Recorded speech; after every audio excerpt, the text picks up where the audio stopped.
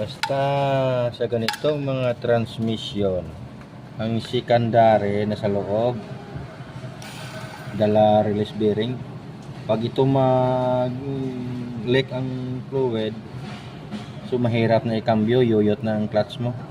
Area transmission, mga ganito. Ito lang ang diferensya, area ka transmission. So malaki-laki ang trabaho, malaki-laki rin ang gastos ng may-ari.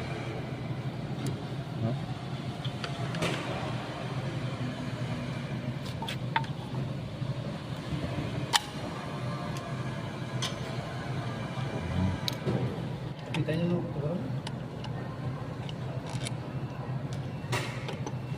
Wala na ako. Ito lang diferensya, area ka transmission.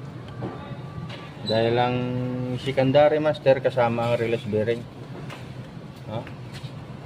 So malaking trabaho, malaking gastos.